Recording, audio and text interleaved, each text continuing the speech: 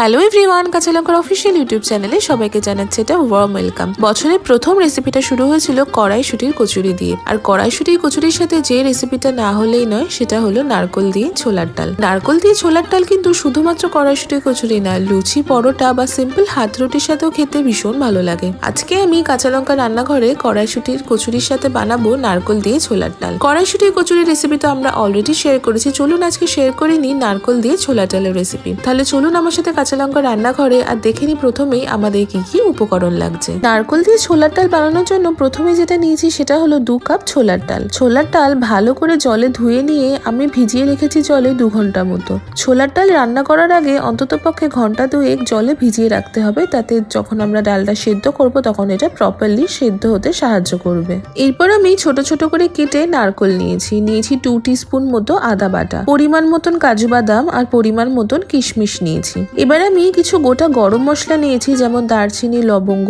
আর ছোট এলাচ, 2টো তেজপাতা নিয়েছি আর নিয়েছি 2টো শুকনো লঙ্কা, 1 টেবিল স্পুন গোটা জিরে নিয়েছি আর নিয়েছি 1 টেবিল স্পুন ধনে গুঁড়ো, 1 টেবিল স্পুন জিরে গুঁড়ো, 1 টিস্পুন গরম মশলা গুঁড়ো নিয়েছি আর লাল লঙ্কার গুঁড়ো নিয়েছি 1 টিস্পুন, হলুদ গুঁড়ো নিয়েছি আমি 1 টেবিল স্পুন, 4 থেকে 5টা কাঁচা লঙ্কা নিয়েছি, চিনি নিয়েছি আমি পরিমাণ মতন আর সব শেষে নিয়েছি হিং।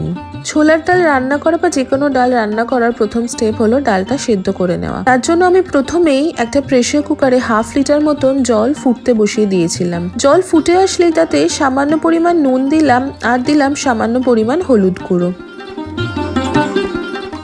এবার আমি ছোলার ডালটা সম্পূর্ণ ঢেলে দিলাম।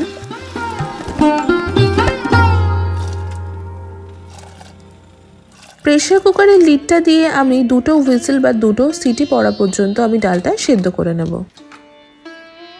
ডালটা আমার সেদ্ধ হয়ে গেছে। এবার আমি একটা কড়াইতে 2 টেবিল স্পুন মতো সর্ষের তেল গরম করে তাতে প্রথমেই 2 টিস্পুন ঘি দিয়ে দিলাম।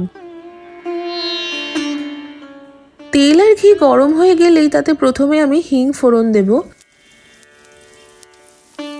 তারপরে দিয়ে দেব গোটা জিরে। গোটা জিরে দেবার পর দেব গোটা গরম মশলাগুলো, তারপর দেব তেজপাতা আর শুকনো লঙ্কা। সবকিছু দিয়ে মিনিট 2 মতন ভালো করে আমি সতে করে নেব। 2 মিনিট পরে আমি দিয়ে দেব আদা বাটা। আদা বাটাটা দেবার পর আমি দিয়ে দেব সামান্য পরিমাণ নুন। গ্যাসের ফ্লেমটা লো টু মিডিয়ামে রেখে আমি ভালো করে রান্না করে নেব আরও মিনিট 2-3 মতন। 2 থেকে 3 মিনিট পরে আমি গুঁড়ো মশলাগুলো দিয়ে দেব। প্রথমেই দিলাম জিরে গুঁড়ো, তারপর দিলাম ধনে গুঁড়ো, তারপর দিলাম লাল লঙ্কার গুঁড়ো আর সবশেষে দিলাম হলুদ গুঁড়ো। ভালো করে সবকিছু আমি একটু মিক্স করে নিলাম। ভালো করে সবকিছু মিক্স করে নিয়ে এবার আমি নারকোল কুচিটা দিয়ে দেব আর দেব কাজু বাদাম আর কিশমিশ। এই ছোলার ডালে কিন্তু একটু নারকোল কুচি, কাজু বাদাম আর কিশমিশ ছাড়া একদমই ভালো লাগে না। নারকোল, কাজু, কিশমিশ দিয়ে দেওয়ার পর আমি আবারও ভালো করে সবকিছু একটু মিক্স করে নিলাম। এবার আমি দিলাম চিনি, এবার আমি দিয়ে দিলাম স্বাদ মতন নুন। আরও 2-3 মিনিট মতো সবকিছু লো টু মিডিয়াম ফ্লেমে ভালো করে রান্না করে আমি সেদ্ধ করা ছোলার ডালটা এবার জল সমেতই সম্পূর্ণ ঢেলে দিলাম। ডাল আমরা এমনভাবেই সেদ্ধ করে নেব যাতে ডালটা সম্পূর্ণ গলেও না যায়, আবার সঠিক পরিমাণে সেদ্ধও হয়।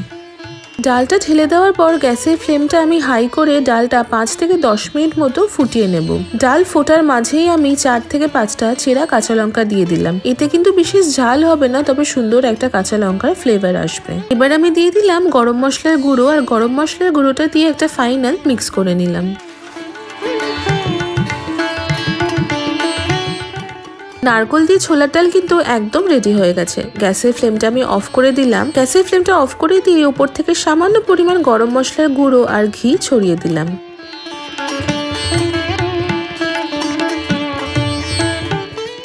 গরম গরম নারকোল দিয়ে ছোলার ডাল is ready to serve hot.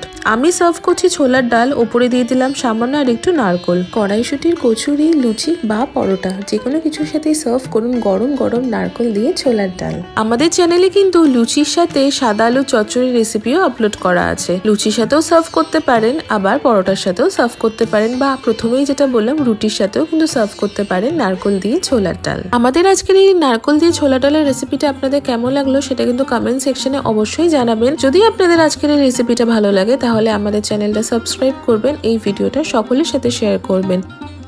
দেখা হচ্ছে পরবর্তী আরো একটা সুন্দর রেসিপির সাথে। ততক্ষণের জন্য ভালো থাকবেন, সুস্থ থাকবেন আর কাঁচা লঙ্কাকে এইভাবেই সাপোর্ট করতে থাকবেন। See you soon and happy cooking.